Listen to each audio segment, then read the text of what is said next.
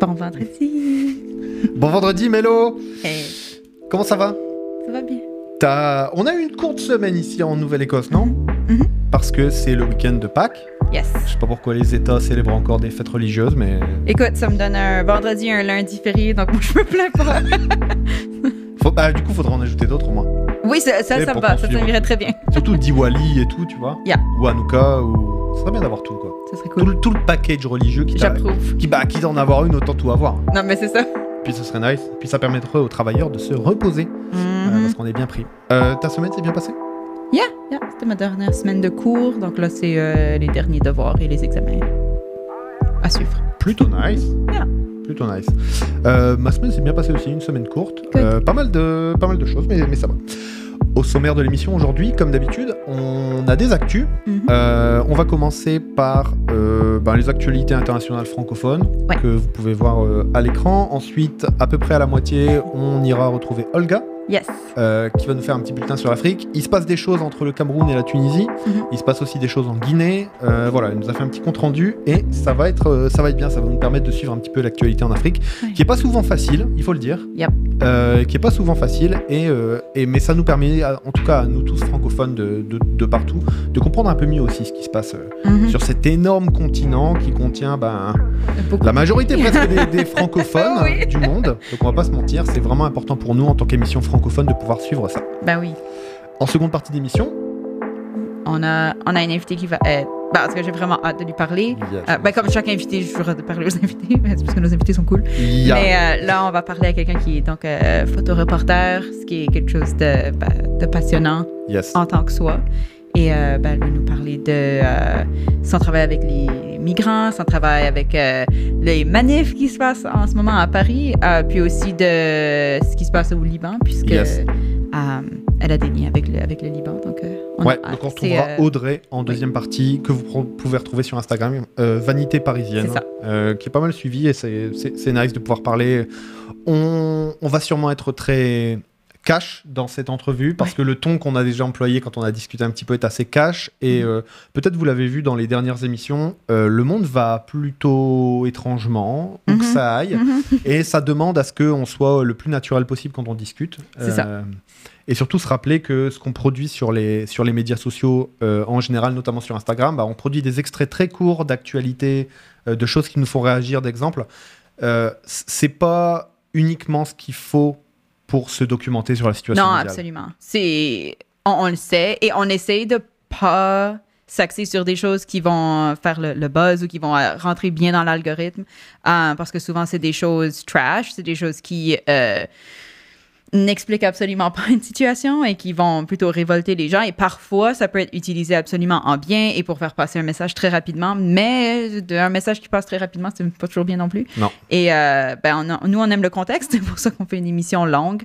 Alors, c'est ça, on vous invite à nous écouter, expliquer des trucs. Vous avez le droit de pas être d'accord avec ce qu'on dit et les réflexions qu'on a, mais c'est important d'avoir des avis plus larges au moins, que on 30 secondes de short vidéo, que ce soit TikTok, Reel ou même les shorts sur YouTube.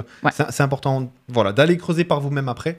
Chose qu'on fait pas, on met pas les sources la plupart du temps de nos articles. C'est peut-être quelque chose qu'il faudrait mettre, qui est intéressante. Et puis si on dit de la merde, n'hésitez pas à nous le dire dans le chat. Nous, on est vraiment toujours open pour discuter. Au niveau des actus qu'on va passer en revue aujourd'hui, un petit retour sur l'actu. And what the fuck le Québec. Yep, il y a des choses qui se passent qui sont intrigantes. Ensuite, on ira retrouver Olga. Ensuite, les tomates cris. Voilà, les tomates cris. Voilà, ça a été à peu près ça le reportage qui a été fait par la majorité des médias et on va un peu essayer de décrypter ça et voir de quelle manière certaines personnes utilisent cet argument pour différents agendas. Exactement. Enfin, What the fuck France. Voilà.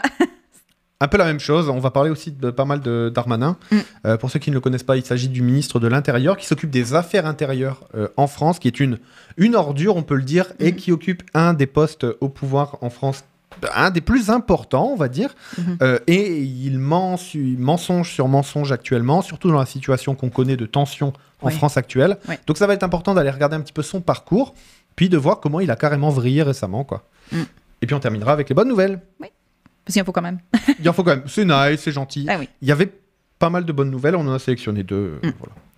Bon, le retour sur l'actu. Jacinta s'en va. Ouais, je voulais juste le mentionner, le marquer, mais c'est donc Jacinda qui était la première ministre de la Nouvelle-Zélande, qui a été là pendant quand même plusieurs années et qui a fait, à mon avis, des trucs quand même très cool. Que c'était une femme à la tête d'un pays qui, c'est ça, faisait des trucs progressifs. On voit souvent que, pas toujours, mais dernièrement, les femmes qui sont élues... à la tête de certains pays, c'est pas toujours progressif. Donc, elle s'en va et elle a clairement dit en janvier que la raison pour laquelle elle démissionnait, c'était tout simplement qu'elle avait plus l'énergie de faire ce travail parce que c'est un travail important qui en demande beaucoup. Mais son bilan, bien qu'elle, dans son propre speech qu'elle a fait mardi, si je me trompe pas, cette semaine, elle a dit que je vois pas ça comme un bilan, mais plutôt comme des trucs à continuer parce que, il faut pas s'arrêter sur un truc. Mais il y a entre autres sa réaction par rapport à la légalisation des armes ou plutôt au contrôle des armes après la tuerie de Christchurch. Qui a été... tuerie d'extrême droite. Atroce, absolument. Il y a aussi ses avancées par rapport à certains droits sociaux, comme la décriminalisation de l'avortement. Non, mais ça, c'était incroyable qu'en Nouvelle-Zélande, il n'y ait pas ça encore, tu vois. J'ai vu ça dans le bilan, je me disais, qu'est-ce que tu veux dire? Enfin, c'est récent, ça. Et c'est en 2020 que ça a été décriminalisé. What? Mais justement, ça prend des gens pour le faire. Donc, et beaucoup aussi, de choses comme ça. L'inclusion de ministres autochtones et maoris. Absolument. Enfin. Oui. Et ça, elle a été quand même assez... comment je veux dire, proactive par rapport à ça, ou même dans son dernier speech, dans la petite image qu'on montre là, elle porte j'ai oublié le nom de cet habit traditionnel, mais c'est un habit traditionnel maori qui en gros fait un peu comme une cape avec des plumes. C'est un habit qui prend plus d'1 an à créer et vraiment elle l'a porté à quelques moments, ce qui inclut des moments où elle a rencontré la famille royale britannique parce que la Nouvelle-Zélande y est encore reliée et c'était un peu une façon de dire allô, en fait il y a des peuples autochtones et faut vraiment pas les oublier. Donc elle a fini son speech en prononçant quelques mots en maori. Donc j'ai trouvé ça cool. Elle, alors attention, quand elle porte cette tunique, elle le porte à l'invitation des communautés maoris. Exact. Et non pas en appropriation culturelle, tu vois. C'est ça, c'est vraiment pour... puisque ça fait partie des peuples qu'elle est censée représenter, elle fait ça pour apporter leur message qu'eux lui ont donné à apporter. Donc, c'est nice. Voilà. À voir sur quoi ça découlera sa démission. On verra. Peut-être une première ministre ou un premier ministre maori, ce serait vraiment intéressant. Ça serait cool. Ce serait vraiment cool. Mais à voir. Bon, alors, donc, en 2020... je venais d'arriver, moi. J'étais le seul... En plus, c'est vrai. Non, mais je venais d'arriver et j'étais... donc, on était en lockdown Covid et j'étais le seul journaliste francophone. Oui. Il y a radio à l'époque. Et comment dire... Je venais d'arriver dans un nouveau pays pour moi, tu vois. Et là, j'ai eu tous les médias de tout le Canada qui m'ont appelé. Oh, mon Dieu. Moi, alors que je viens de débarquer, j'y connaissais rien et tout, tu vois. Et on me demandait quel était l'état de la situation à Portapique, tu vois. Et moi, je venais d'arriver, j'étais pas encore sorti trop de mon quartier parce qu'on était en lockdown. Bah oui. Et c'était incroyable ce qui s'est passé là. Donc, il y a... le 18-19 avril, parce que ça s'est passé aussi pendant la nuit, il y a eu la plus grande tuerie de masse au Canada. Donc, la tuerie de Portapique. C'était en 2020. Ça a pris plusieurs années pour qu'il y ait une commission d'enquête. C'est vraiment les familles des victimes qui ont poussé pour que ça se passe. Ils ont pas lâché pour que ça se passe parce que sinon, il n'y aurait rien qui serait pensé. Il y a eu 22 personnes qui ont été assassinées. Et finalement, il y a ce rapport qui est sorti cette semaine. Et c'est vraiment un gros, gros rapport. Et c'est pas un rapport qui dit « des choses tristes se sont passées, voilà, merci, bye ». C'est vraiment, il y a 130 recommandations, ce qui est déjà énorme. Et il y en a la moitié qui sont par rapport au fonctionnement de la police et clairement dit « le système ne fonctionne pas, le système est cassé ». Même au niveau de la communication externe avec le public, c'était même pas clair qu'est-ce que c'était la chaîne de commande. Et donc, c'est pour ça que l'information est pas sortie à temps et que des personnes qui sont sorties marcher le matin se sont fait assassiner par la personne qui était en train donc de de conduire avec la voiture de police, plein d'armes. Lui qui est en plus un agresseur sexuel. Absolument. Qui est une ordure finie, qui était dentiste en Nouvelle-Écosse. Et, dentiste. Oui. Et en gros, qui profitait à la fois des travailleuses du sexe, des femmes pauvres, qui demandaient des faveurs sexuelles en l'échange de prestations dentaires, etc. Ouais. Et le drame, ce qui apparaît dans le rapport, c'est que le drame découle aussi d'un contexte de violence conjugale avec sa propre compagne de l'époque.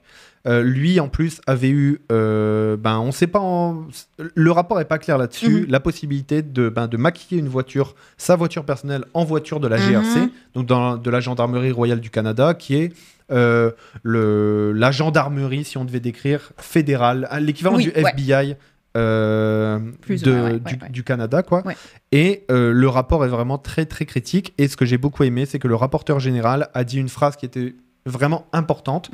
Il s'adresse notamment à Tim Houston, qui est le premier ministre de la Nouvelle-Écosse, de la province où on se trouve, et également à Justin Trudeau, qui était présent à ce moment-là, lors de la révélation du rapport. Il a dit les plus de 130 recommandations que nous faisons, on sait qu'on n'est pas les premiers à les faire, mais si vous êtes ici dans cette pièce, que vous nous écoutez et que vous travaillez, on sera peut-être les derniers à les faire, ces recommandations.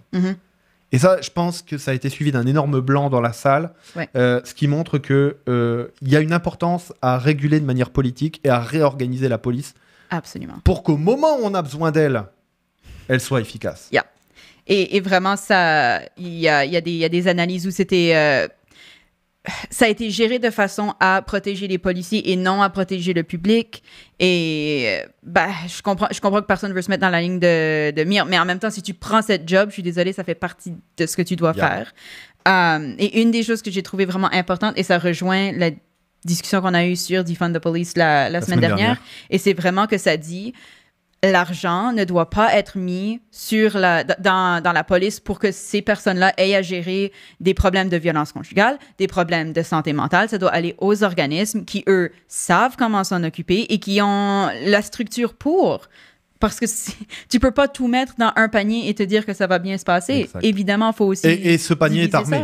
Oh, oui. Et ce panier est armé. Et il se croit Dieu sur Terre, tu vois.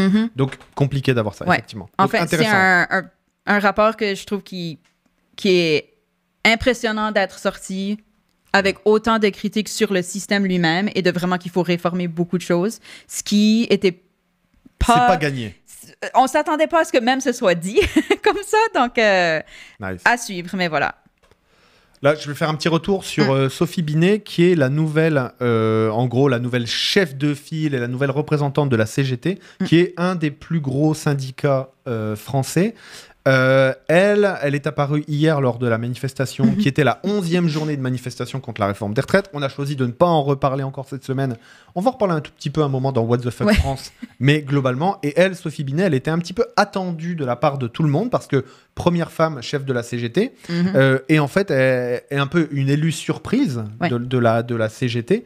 Et en fait, ce qui s'est passé, c'est qu'il y a une image vraiment forte d'elle hier dans la manifestation, où il y a plein de journalistes qui lui tendent le micro pour avoir son impression. Elle est dans le cortège.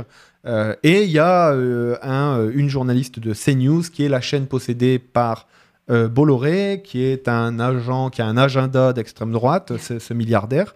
Et c'est vraiment une chaîne d'extrême droite. Là. C'est pas, c'est le Fox News Exactement. de France. Exactement. En gros, si on doit le comparer. Et elle a vu la couleur du micro. Elle s'est dit what happened, tu vois, et elle a dit en fait je parle pas à CNews, je parle pas à CNews. Et l'autre lui dit bah oui mais les Français vous écoutent, blablabla. Et elle a dit bah moi je parle aux chaînes qui organisent la pluralité politique et la liberté d'expression. Donc non je vous parle pas à vous.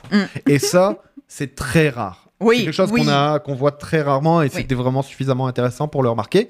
Du coup Sophie Binet, GG, bravo, c'est cool. Bonne ligne, propre, rien à dire. Puis... Et j'aurais dit la même chose si ça avait été un nouveau un nouveau mec, tu vois. Oui.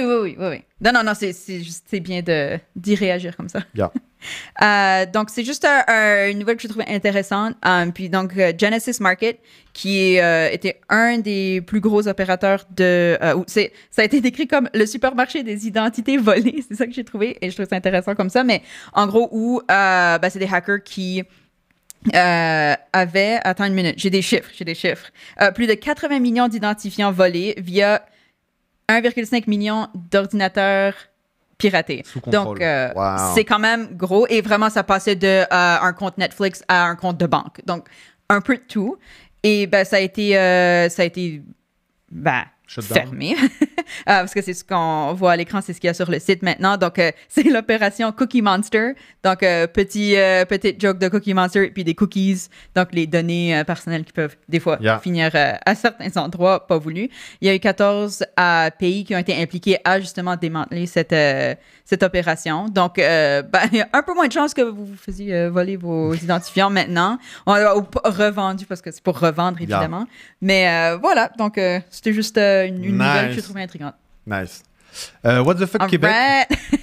Alors, je peux faire la première. Alors, je refais l'état de ce qui se passe. Le Québec est un petit peu dans la tourmente récemment depuis que la CAQ a été réélue au pouvoir. La CAQ, c'est la Coalition Avenir Québec, qui est un parti de vieux réac, globalement, qui va piquer des voix pas mal chez les vieux au Bloc québécois, qui est le parti indépendantiste du Québec, voilà, globalement. Et la CAQ se met à avoir un contrôle de l'information très, très étrange, et notamment dans les formations qui sont données aux agents des différentes institutions gouvernementales. Notamment, là, c'est dans le cadre de l'institution des professionnels de la santé du Québec. Donc, il y a un contrat qui a été passé il y a une année qui demande à des chercheurs de faire une formation pour former les agents de la santé, des guichets, mais aussi tous les gens qui vont avoir des liens avec le public, de se former, et notamment sur la question du racisme, pour mieux accueillir les immigrants aussi, quoi. Et puis les personnes racisées, etc. Et donc, cette formation, c'est une formation un peu toute con, comme on ferait dans n'importe quelle entreprise, tu vois, où tu as un module de formation sur... il me semble qu'il y avait 3 modules de 10 minutes, tu vois, sur quels sont les réflexes à avoir, est-ce que j'ai un biais raciste quand j'ai telle chose, est-ce que je peux travailler sur moi-même, etc., etc. Et il y a une des parties de la formation qui est faite, c'est fait par des chercheurs, et il y a la mise en avant de la question du racisme systémique au Québec. Chose qui est un sujet éminemment politique. Vous savez que le racisme systémique, le fait de dire qu'il y a un racisme qui n'est pas uniquement un racisme individuel, mais qui est un racisme de société, c'est-à-dire que les organisations elles-mêmes ont des comportements racistes, c'est-à-dire qu'ils vont impacter négativement les personnes issues des minorités, que ce soit les minorités, là en l'occurrence racistes, donc les minorités visibles de race, les couleurs de peau, etc. Ou même les cultures, tu vois. Et ce qui s'est passé, c'est que la formation, dans le contrat, c'était bien dit que les chercheuses allaient notamment travailler sur cette question-là, donc c'était signé.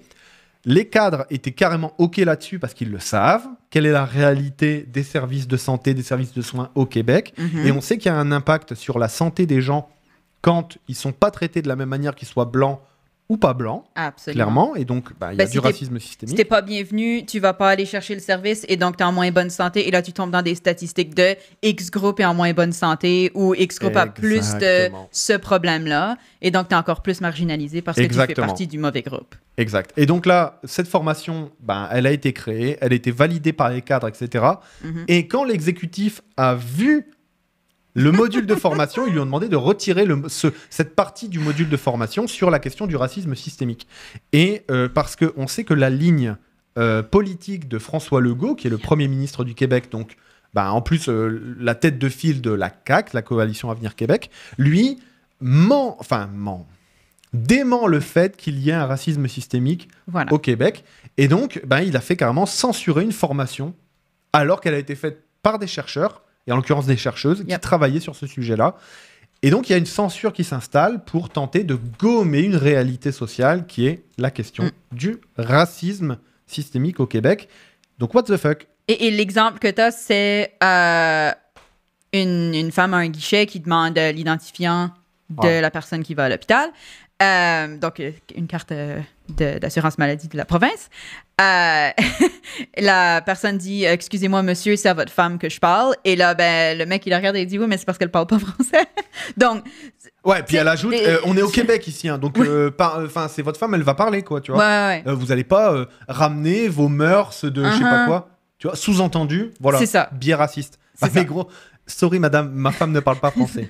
Donc, sorry. Donc voilà, c'est un peu le contexte. Ouais. Et toi, tu nous... Donc, il y a un côté bien et il y a des côtés vraiment pas bien, à ce que je vais dire. Donc, il n'y avait pas vraiment de législation sur l'âge légal pour les jeunes pour travailler. Donc, l'âge où tu peux commencer à travailler au Québec. Au Québec, oui.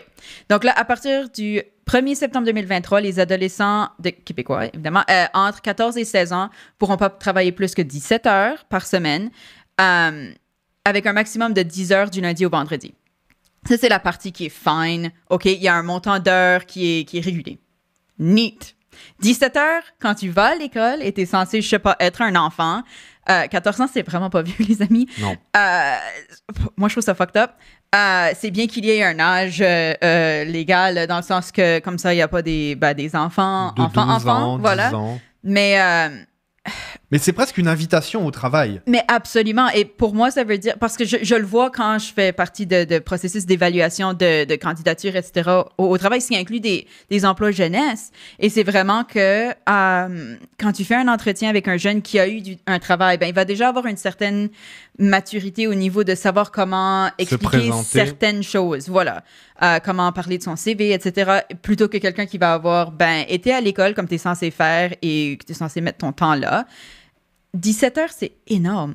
Yeah. 17 heures, si c'est juste la fin de semaine, c'est des huge shifts. Ça veut dire que tu participes pas à des trucs comme, je sais pas, tu vas pas aller jouer au soccer, tu vas pas aller avec tes amis juste passer du temps. Oui, au centre communautaire, aller voir des films, enfin voilà. Et l'intéressant, il y avait 2 arguments principaux. Le premier, c'était il fallait mettre une limite légale d'âge. Ça, c'est le point positif. Absolument. Parce qu'avant ça, n'importe qui pouvait bosser avant. Donc, bienvenue au 18e siècle au Québec, quoi.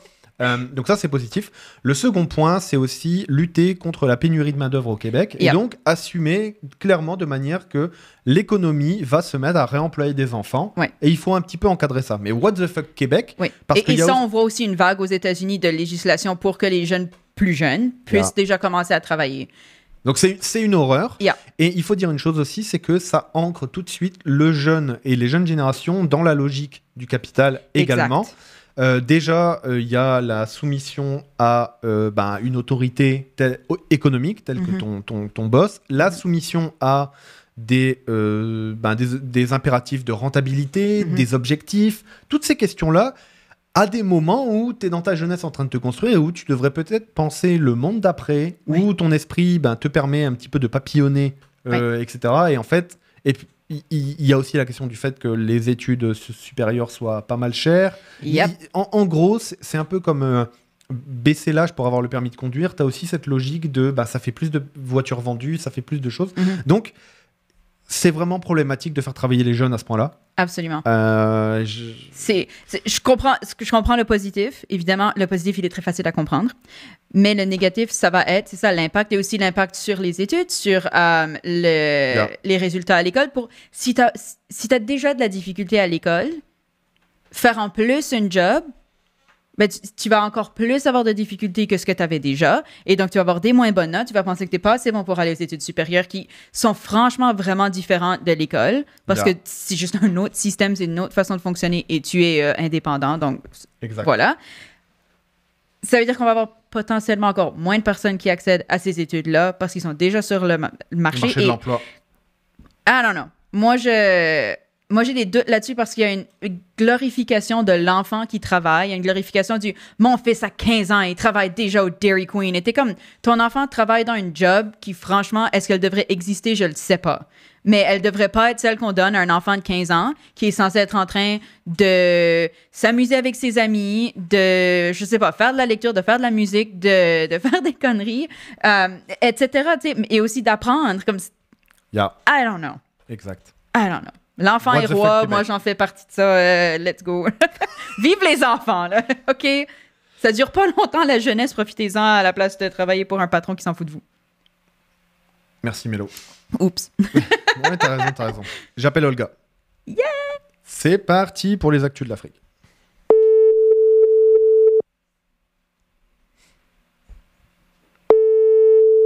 Cette fois, on a mis une carte en plus pour essayer de se repérer un petit peu de là où on est. Salut!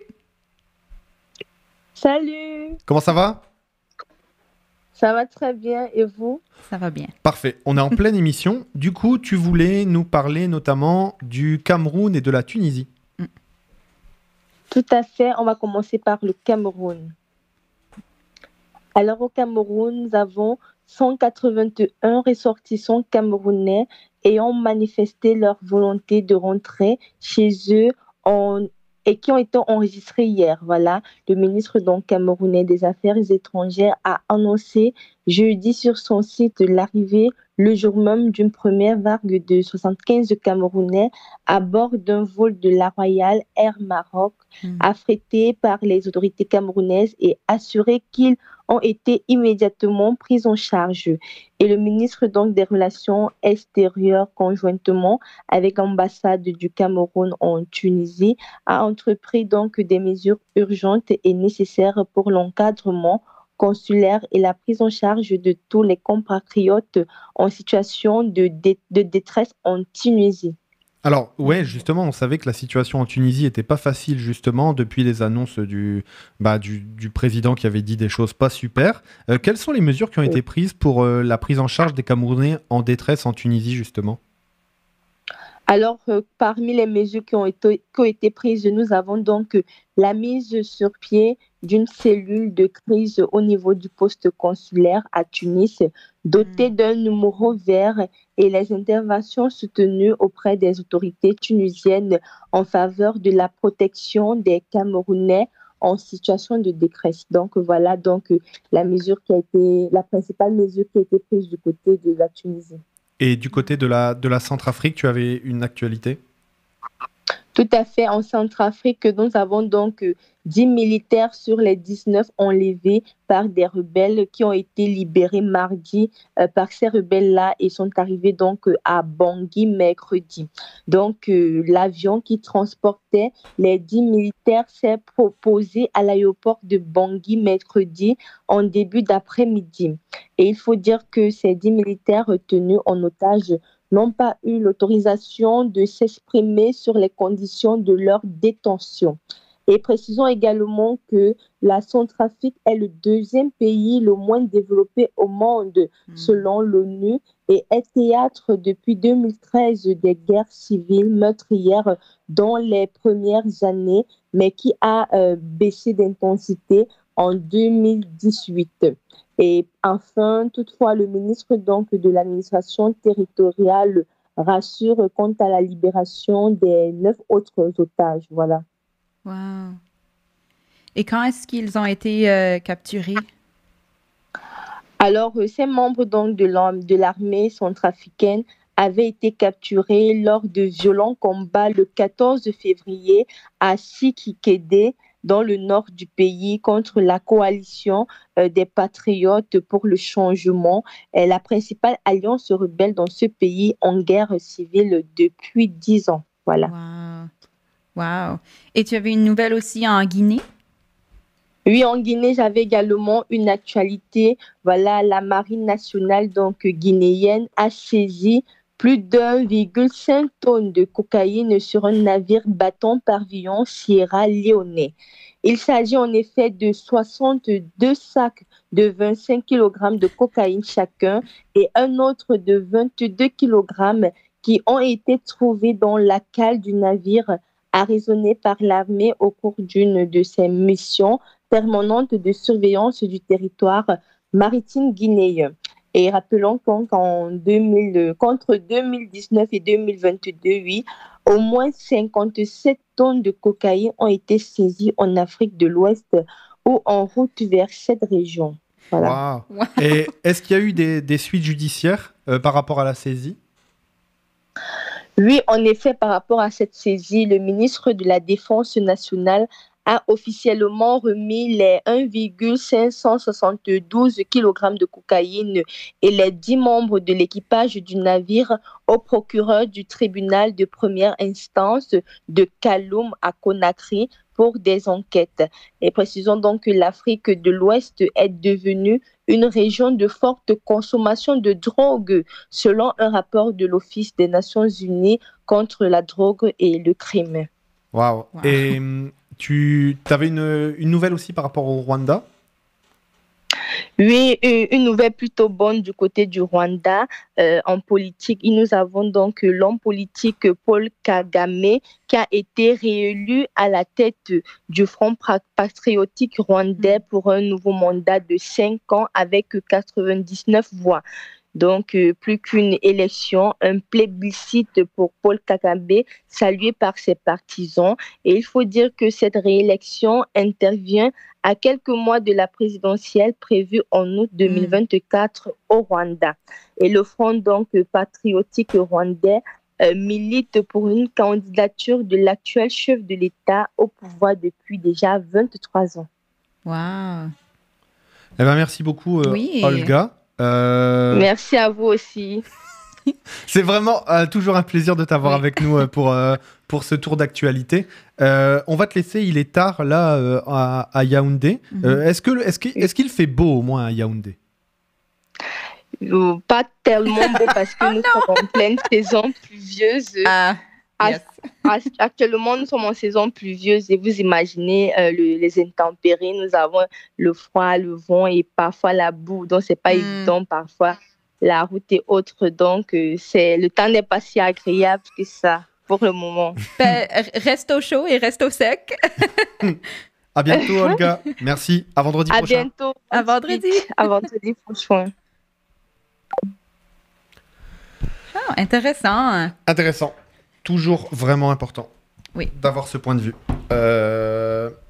Les tomates cris, Mélo. Yes. Alors, j'ai vu ça passer toute la semaine et ça va. Donc, en tant que soi, je vais commencer avec, c'est une recherche très intéressante. C'est comme beaucoup de recherches scientifiques at large. Et comme on voit souvent quand il y a des reportages ou comment je peux dire, une décomplexification de quelque chose de compliqué dans les nouvelles. On va prendre quelque chose qui, tourne bien, parce que si tu dis que les tomates crient, c'est beaucoup plus intéressant qu'il y a des plantes qui font des ultrasons. Bon, clairement. C'est logique, je comprends. Mais aussi, ça enlève beaucoup du contexte de la chose. Donc, quand tu entends que quelque chose crie, ben, tu te dis douleur, vivant, sentient, etc.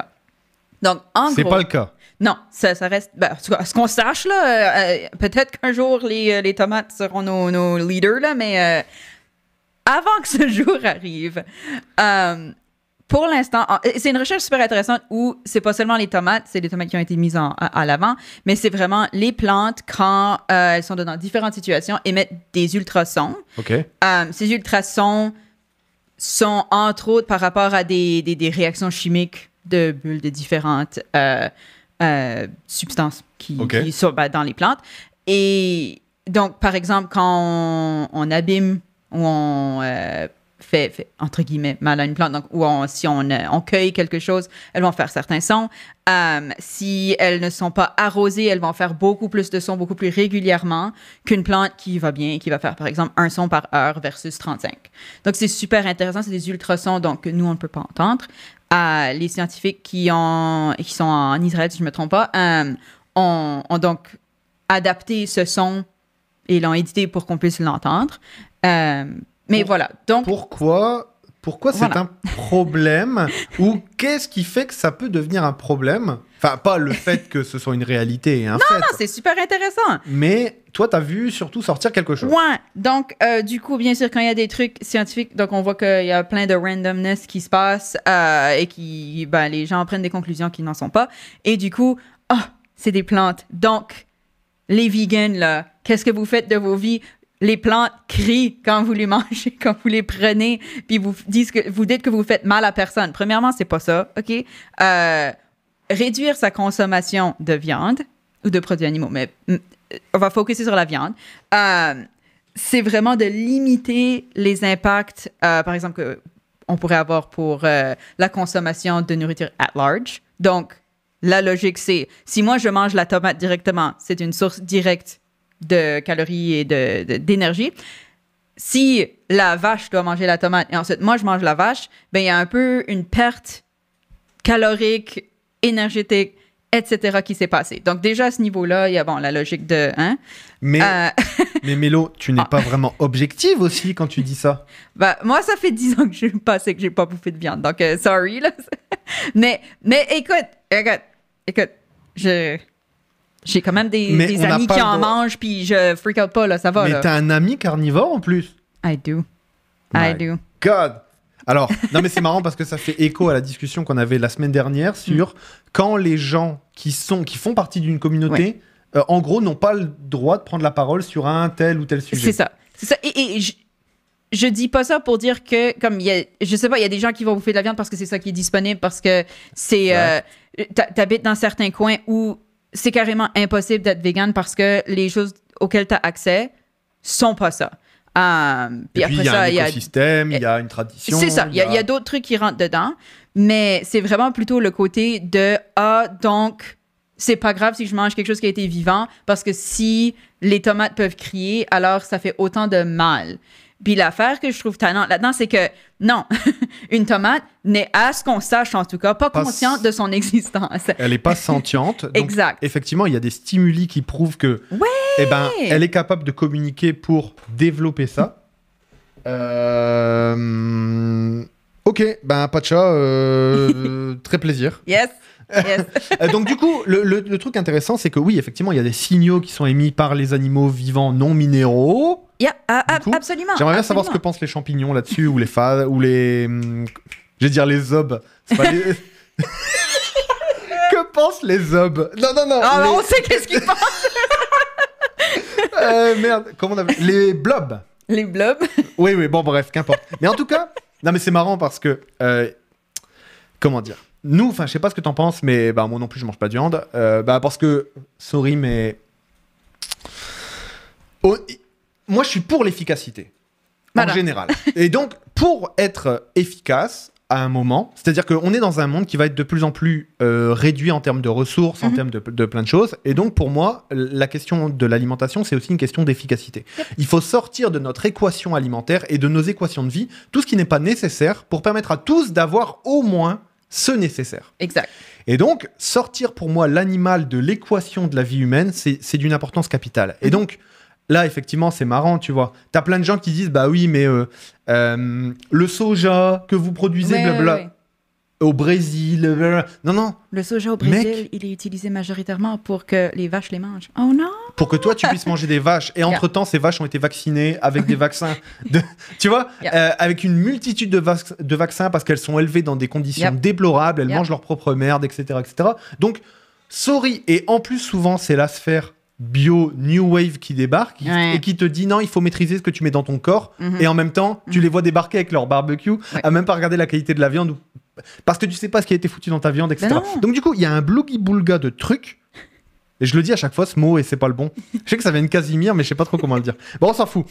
Il y a un amalgamage de choses.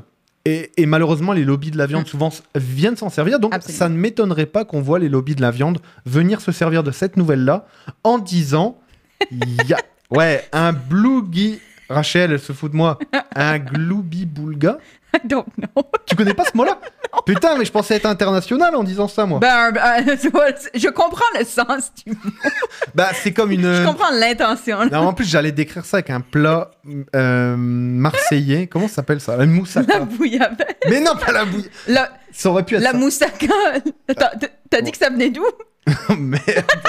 Et c'est moi la moussaka marseillaise. Ça vient d'où, la moussaka? C'est grec. Oh, fuck. Gloubi-boulga, on me confirme, Gloubi-boulga. Bref. Moi, il va falloir surveiller cette actualité-là. Ce que je trouve intéressant là-dedans, c'est plutôt de s'enlever le blâme quand on consomme de la viande en se disant c'est OK parce que de toute façon, si toi tu manges que des légumes qui ont crié et qui ont souffert, alors moi, j'ai pas fait quelque chose de plus mal. Et en tant que ça, I don't care qu'est-ce que tu consommes. La personne qui écoute en ce moment et qui entend ceci, je m'en fous qu'est-ce que tu consommes. Je fais pas partie de ta vie. Ou peut-être que j'en fais partie. Si j'en fais partie, salut. Mais mais juste, vis ta vie et moi, je vis la mienne. Mais ne viens pas m'expliquer que parce que tu as vu un article quelconque qui disait que les tomates criaient, qu'après ça, le fait que toi, tu consommes de la viande, enlève du blâme. La viande a consommé des légumes. Si les légumes crient, ou du blé ou du peu importe, ces choses-là ont été vivantes aussi. Donc, il n'y a aucune élimination là du fait que si cette chose a mal, elle a quand même mal, peu importe. C'est juste que là, toi, t'as demandé à un autre être de la consommer pour toi pour que tu le consommes. Exactement. Donc, c'est plus à ce niveau-là où, vis ta vie, mais viens pas m'expliquer parce qu'il y a une étude qui est hyper intéressante sur les plantes. Et dont on peut apprendre énormément de choses. Absolument, c'est fascinant. Mais ça ne justifie en rien l'inefficacité, exact. Moi je suis un peu plus jugeant que toi, je pense, là-dessus, l'inefficacité du fait de mettre un être vivant qui est sentient, qui a conscience de lui-même et qui souffre, entre toi et ton alimentation, qui pourrait du coup être végétale du coup. Voilà. C'est un parti pris. What the fuck France. What the fuck Juste France. En général, qu'est-ce qui se passe? Alors, le premier What the fuck France, bon, il se passe énormément de choses, les amis. Alors, on a dit qu'on parlait pas de la réforme des retraites parce qu'on en a déjà parlé depuis un certain temps. Puis pour l'instant, les manifs continuent. Puis voilà, les manifs continuent, à peu près ça. Il y a un dialogue de sourds et ça se traduit par ce qu'on appelle une crise politique. Et ce qui est intéressant, c'est que le terme de crise politique a été mis de l'avant par Laurent Berger. Laurent Berger, c'est le secrétaire, enfin, c'est le chef de file d'un des syndicats les plus réformistes possible, c'est-à-dire les moins combatifs normalement dans la rue, et ceux qui sont... Il y a une blague, si on avait été entre Français de France, j'aurais pas dit cette blague, mais en gros, pour expliquer à tout le monde, la blague avec la CFDT, ce syndicat-là particulier, c'est ne jamais laisser traîner un stylo pas loin. Parce qu'ils signent tous les accords avec les patrons. En gros, la CFDT est décrite pour signer avec les patrons. Du coup, voilà. Et là, non. Là, il y a un front syndical uni, chose qui n'est jamais arrivée en France contre cette réforme des retraites. Et donc, on est dans une crise politique vraiment majeure. La 5e République, qui est la constitution actuelle en France, ne fonctionne pas dans ce système-là. Et donc, ça fait que on a un énorme blocage, et une crispation de ce qui est en train de se passer. Intéressant à le noter. Si vous voulez discuter plus avec nous, avoir plus d'infos, etc., n'hésitez pas à nous le dire. Absolument. Mais on veut pas vous assommer avec ce qui se passe en France. On soutient bien sûr tous les travailleurs qui sont dans la rue, qui manifestent, et même juste les travailleurs qui sont là et qui vont avoir à subir peut-être une réforme des retraites qui, on le rappelle, est injustifiée, injuste, et qui va faire peser un maximum le financement du système de retraite qui va le faire peser quand même sur les femmes et les travailleurs les moins qualifiés. Donc une horreur, globalement. Et la police et ceux qui vont mourir avant qu'ils puissent même toucher quoi que ce soit. Et la police fait n'importe quoi. Et enfin, on le voit souvent dans les périodes de manif, mais ça se voit. Et on vous a choisi une image d'un reportage qui est passé. C'est un chef-d'œuvre. Je comprends même pas que ça existe pour de vrai. Non, mais c'est un mime, ce truc. C'était incroyable. Donc, en gros, vous vous souvenez, on a parlé, il y a une agglomération des luttes en France. Cette agglomération, elle rejoint à la fois le mouvement social, les travailleurs, et les écologistes. Et en gros, on en a parlé avec Yuli de Attaque la semaine dernière. Et le mot d'ordre qui était revenu énormément, c'est fin du monde, fin du mois, même combat. C'est-à-dire qu'en gros, qu'on soit un travailleur, que ce soit le manque d'argent à la fin du mois ou qu'on soit juste un humain sur Terre et qu'il y ait une fin du monde à la fin, c'est le même combat. C'est un combat anticapitaliste, pour le nommer tel quel. C'est une lutte des classes. Et en gros, on agglomère des combats là-dedans. Et ce qui est intéressant, c'est que dans les combats écologistes notamment, et enfin on en parle dans les différents médias de ces violences policières, effectivement, Pacha, ça commence à se voir, même si le mot, les gens essaient, un peu comme ce qu'on a dit avec le Québec tout à l'heure, politiquement, le mot de violence policière essaie de ne pas être gommé, mais enfin, on peut en parler librement, et ça, c'est vraiment une bonne chose, parce que ça se voit. Et là, l'image qu'on est en train de voir, c'est un reportage qui est passé, il me semble, hier soir, donc du coup, jeudi, en France, et qui est fantastique. Parce que Gérald Darmanin, dont on va parler juste après, vous le voyez à l'image, qui est le Premier ministre... pardon. Oh mon Dieu. J'espère que c'est pas un lapsus. J'espère que c'est pas une prophétie autoréalisatrice. Qui est le ministre de l'Intérieur en France, et qui l'est plus pour longtemps. On va se le dire là tout de suite, qu'il l'est plus pour longtemps.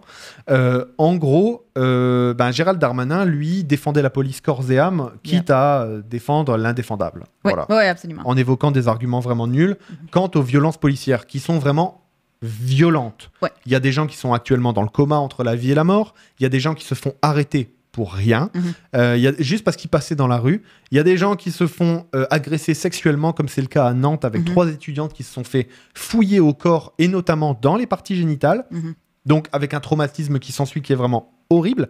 Et dans ce reportage-là, on a un commandant de... il me semble que c'est la gendarmerie mobile, donc qui est un petit peu l'équivalent du FBI pour gérer la population en France, globalement, qui était sur un des mouvements de manifestation qui était la méga bassine à Sainte-Soline, qui en gros est un des événements où un des manifestants a été blessé à la tête et entre la vie et la mort. Eh bien, ce commandant est filmé là par une équipe d'investigation et il est en train de surveiller les opérations, quoi. Et là, il est en train de regarder un groupe de la Brave, donc la Brave qui est la brigade de répression de l'action violente, en gros. Et il y a un petit tiret à côté M, donc motorisé. Et en gros, qui est soit à moto dans les villes, soit là, en l'occurrence, en 4 roues motrices, là, en 4x4, en quad, comment dire en France, et qui font un peu n'importe quoi. C'est vraiment des cow-boys, quoi, dans la plaine. Et ce qui est en train de se passer, c'est que dans cette image-là, lui, il supervise l'opération de loin. C'est un champ de bataille, hein, Sainte-Soline. Si vous n'avez pas vu les images, allez voir ce qui se passe. Le Monde a sorti d'ailleurs une vidéo aujourd'hui. Le Monde, c'est le journal français, sur un petit peu pourquoi le manifestant a été blessé et d'où vient le tir et est-ce que c'est un tir légal. Il apparaît que ce tir n'est pas légal. Bref. Donc lui, il supervise ça de loin. Et 3 cortèges se sont formés à ce moment-là. Le cortège bleu, le cortège orange et le cortège rose. Et le cortège rose des manifestants est un cortège pacifiste de femmes, de familles, etc. Et en fait, lui il dit c'est cool, il s'approche du cortège. Par contre, faut pas qu'il tire, là c'est le cortège rose, quoi. Et juste au moment où il dit ça, les flics qui sont sur les quads se mettent à tirer des grenades lacrymogènes sur un cortège qui est pacifiste entièrement. Et donc on voit vraiment une action de police violente. Et lui dit mais il tire les cons. Et tu sens qu'il bosse avec des glands. Tu le sens, il est énervé. Ah, lui, il est genre, j'en peux plus. Et qui est-ce qui m'a mis des débiles pareils, quoi? Et en gros, les flics passent vraiment pour des gros branleurs et des glands, mais vraiment des glands, des gros cons. Et c'est vraiment pas reluisant pour l'image de la police. C'est pas reluisant aussi pour des hommes qui ont peut-être dédié leur carrière à commander des gens. Non, mais absolument. Et à juste se dire, on fait notre taf, et puis voilà, quoi. Et ils font notamment, comme tu le dis, Pacha, des actions qui ont été totalement interdites, comme le tir de LBD, lanceur de balles de défense, qui est une arme défensive normalement pour faire reculer quelqu'un, etc. Et il tire en étant sur un quad, etc. Enfin, tu vois, des cow-boys, quoi. Donc, ça, c'est chaud. C'est l'enquête, ça vient de l'émission ou de l'extrait complément d'enquête. Yes. Si je me trompe pas. Donc, vous probablement en cherchant Bravem ou un truc comme ça, ou Sainte-Soline. Pour voir au moins l'extrait. Parce que vous allez le trouver. L'extrait est excellent. Yes. Et il y a aussi Arte qui a sorti récemment un documentaire en 2 parties, il me semble, sur que sont devenues les forces de l'ordre en France. Et en gros, on avait des discussions, nous... et Pacha y était, c'était particulier comme expérience. Tu m'étonnes. Si tu veux en parler dans une prochaine émission, n'hésite pas à nous contacter. On peut prendre contact. Et du coup, ce qui se passe en France est vraiment dur parce qu'on en parlait avec notre groupe d'amis politiques, justement, avec qui on prépare et on décrypte des fois les émissions qu'on fait ensemble et un peu l'actualité qui se passe. Globalement, on en était à se poser la question de qu'est-ce qu'est un État policier et est-ce qu'on était en train de rentrer dedans pour la question de la France. Et en fait, il y a de plus en plus de symboles. Et notamment un autre symbole, je vais tout de suite sauter à Darmanin. Darmanin, qui est, on l'appelle l'abject Darmanin, c'est un homme d'État, c'est un homme politique français qui vient du nord de la France, du même coin que moi, et qui est une ordure. C'est ça? On n'est pas amis du tout. Qui, en gros, lui, quand il était maire de Tourcoing, Merdeux. Il a clairement échangé un logement social contre des faveurs sexuelles. La personne a porté plainte pour viol, ça a été classé. Donc voilà, vraiment une grosse ordure. Et ce qui se passe, c'est que là, il a menti de manière répétée dans plein d'événements pour défendre la police. Et là, ça commence à se voir. Il a aussi notamment pas mal menti sur la question d'un match de foot qui avait mal tourné avec des supporters de Liverpool qui étaient venus en France et qui, en gros, à Liverpool, la police fait son job, tu vois. Bah oui. Sauf que là, ils se sont fait péter la gueule par les flics français, comme les flics pensent qu'ils ont le droit de le faire sur tout le monde. Wow. Et là, il y a une action en justice qui est en train d'être menée par énormément de supporters, et plus de 900 supporters qui vont attaquer le gouvernement français pour des violences qu'ils auraient subies pendant ça. Donc voilà, on pourrait en parler longtemps. La France est le pays, on l'appelle souvent le pays des droits de l'homme, et Gérald Darmanin, puisque tout le monde commence à le critiquer, il commence à critiquer aussi les associations qui le critiquent. Et il a notamment dit, mais la Ligue des droits de l'homme, qui est une organisation qui a été fondée à la suite de l'affaire Dreyfus. L'affaire Dreyfus, on n'aura pas le temps de le dire, mais globalement, les antisémites français, à la fin du XXe siècle, se posent la question de savoir s'il y a des espions allemands dans les rangs. 19e siècle, 1893, 94, etc. Et en gros, ils se demandent s'il y a des espions allemands dans les troupes. Et comme il y a une information qui a fuité, tout le commandement se met à accuser notamment un certain Dreyfus, qui est juif, avec des arguments, en gros un fond d'antisémitisme vraiment puissant. Suite à ça, on se rend compte que non, c'est pas lui, et les juifs n'ont rien à voir là-dedans, et c'est pas parce qu'ils sont juifs, et ça n'a aucun rapport. Donc la Ligue des droits de l'homme est créée, et Gérald Darmanin la remet en cause là maintenant. La seule fois où ça a été remis en cause avant, c'est sous Vichy, par Pétain, collaborateur des nazis. Donc, Gérald Darmanin est d'extrême droite, c'est officiel, c'est une enflure, c'est un violeur, c'est un menteur, et il défend les policiers, et surtout, il se prête à un jeu dégueulasse vis-à-vis de la police et l'excitation de l'extrême droite en France, parce qu'on lui s'imagine peut-être Premier ministre à un moment, et il va falloir faire absolument, où qu'on soit dans le monde, faire bloc contre ce genre de personnes qui sont indignes de représenter des gens, tu vois, indignes d'être élus, et moi j'ai vraiment hâte qu'il dégage, et j'espère que ça arrivera assez vite. Je peux juste faire un petit topo sur Macron en Chine. Si tu Emmanuel Macron est parti en Chine pour parler à Xi Jinping. Long story short, ça se passe mal. Et il pense qu'il peut débarquer en Chine et faire ce qu'il fait comme dans les anciennes colonies françaises, traiter tout le monde et penser que ça va bien se passer. Mais Emmanuel Macron, désolé, mais tu commences à ne plus être aimé nulle part, et tu es passé de champion de la Terre à gros ringard, parce que tu diriges pas ton pays, tu le frappes, tu ne respectes pas la démocratie, et en plus tu vas faire des leçons de démocratie dans d'autres pays, dans des grands pays. Tous les pays sont grands, toutes les nations sont grandes, et tous les peuples sont souverains quand ils le peuvent, mais tu débarques pas en Chine pour tenter de mettre la honte à Xi Jinping. Tu sais qu'il se fait reprendre, ils font une photo à deux, lui il met sa main dans sa poche, c'est pas du tout protocolaire, hein. Et le photographe lui-même lui dit « Oh, t'enlèves ta main de ta poche là », et tu le vois, il se fait gronder comme un petit enfant, tu vois. Ensuite, Macron en Chine, ça se passe mal. Et enfin, pour finir, la communication politique des dirigeants français est juste une horreur actuellement, notamment Marlène Schiappa, qui est une des sous-ministres du ministère de Gérald Darmanin, qui pose dans Playboy, donc qu'à cela ne tienne, tu vois, mais à un moment où on est en crise politique. Non, mais c'est ça. Un moment où on est en crise politique, c'est pas le moment. Emmanuel Macron qui s'adresse aux gens à 13h le midi. Pour leur dire vous faites chier, retournez au travail. Exactement. Les syndicats demandent d'avoir des rencontres avec le gouvernement, il se passe rien. Et le lendemain, Emmanuel Macron sort un article dans un journal pour enfants. Enfin, la France, what the fuck. À quel moment mais en ce c'est moment-là, possible? En plus, la moitié de ces nouvelles-là sont sorties le 1er avril et tu te dis, mais est-ce que c'est une blague? Et tu vois que le 2 avril, c'est toujours vrai. Et là, tu te dis, mais what? Je suis désolé, je sais pas ce qui se passe, mais il va falloir que ça change. Il faut changer le système politique français. Démerdez-vous les Français, mais faites ça vite et faites ça bien, parce que franchement, hein, j'ai un peu honte d'être... Je suis fier d'être français parce que je vois comment les gens sont combatifs. Oui, ça c'est inspirant. Mais le reste, mon Dieu. Hey, franchement. Là. Puis on s'en fout. Les Français sont pas meilleurs que les autres, sont pas pires que les autres. Les travailleurs sont des travailleurs internationalement parlant. Mais en gros, le système politique a l'air d'être un petit peu grippé. Et on n'a plus qu'une minute, je suis désolé, j'ai beaucoup parlé. Ben, c'est correct, c'est les bonnes nouvelles de la semaine. J'ai pas 100 000 choses à dire dessus non plus. C'est juste des bonnes nouvelles. Donc, on a un peu chié sur le Québec pour des trucs. Mais, non, mais tu sais, on revient avec quand même quelque chose de sympa où, donc, en ce moment, il y a beaucoup d'attaques contre les drag queens qui sont traitées de tout et n'importe quoi. C'est des personnes qui font des performances. C'est un art de la scène. Est-ce qu'on peut se calmer? Il y a personne qui va flipper comme ça s'il y a un clown qui vient parler à des enfants. Alors qu'un clown, c'est carrément plus creepy qu'une drague. Oui, vraiment.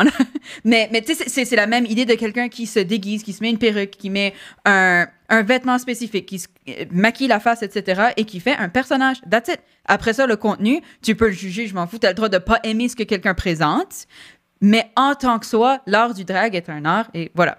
Donc, au Québec, il y a la drag queen Barbada qui est une personne en tant que soi très, très, très intéressante et je recommande d'aller écouter des entretiens avec. C'est quelqu'un de super, super intelligent et cool. Mais elle allait faire une drag queen storytime, donc une heure du conte drag. C'est littéralement une personne donc déguisée de façon appropriée pour des enfants parce que c'est pas quelqu'un de stupide non plus et qui va lire une histoire. Ce qui est bien, yay, la littératie, c'est quand même bien.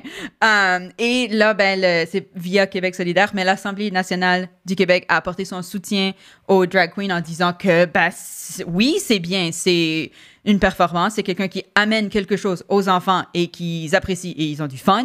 C'est simple, c'est efficace. C'est tout. Il y a rien d'autre à dire que ça. Donc et voilà. On salue tous nos amis drag. Yes. Et on a hâte d'en avoir plus. On avait eu Maya Fox. Maya Fox. On a vu Brooke River récemment. Oui. On a bientôt. On espère là. Nous, on est fans de drag queen. Non, ouais, on est trop fans. Samy Landry ou Chiquita Mère. Et où Chiquita Mère. Mais on a hâte de les avoir dans l'émission pour pouvoir parler. Pour parler du célèbre agenda queer. Voilà. Et enfin, cette dernière news avant. Voilà. Et encore une fois, juste cool. Donc, le super télescope James Webb finalement a montré les anneaux d'Uranus on n'avait pas eu de mise à jour vraiment de cette planète en photo depuis quand même très longtemps. Et là, vraiment, on voit très, très bien les anneaux. C'est super beau. C'est une planète gazeuse. C'est une planète qui est quand même très mystérieuse dans son fonctionnement, qui prend, je crois, 84 années pour faire le tour de la Terre. Oh boy! Le tour du Soleil. Tout va bien! Qui a un axe très spécifique. Donc, les saisons sont très, très intenses puisque ça change d'axe. Enfin, c'est passionnant et on va pouvoir en voir plus grâce au fait que James Webb est dans l'espace et nous donne des mises à jour de temps en temps. Et on connaît quelqu'un qui travaille dessus et moi j'ai hâte de la voir peut-être bientôt pour pouvoir parler dans cette émission. On va se faire une pause, on est un tout petit peu en retard. On se retrouve dans 7 minutes et on retrouvera du coup Vanité Parisienne, Audrey, photoreporter, qu'on pourrait appeler photoreporter du chaos actuellement puisqu'elle est en France. Et on va parler de plein de choses avec Audrey. On se retrouve d'ici 5-6 minutes. Yes. Ciao. Bye.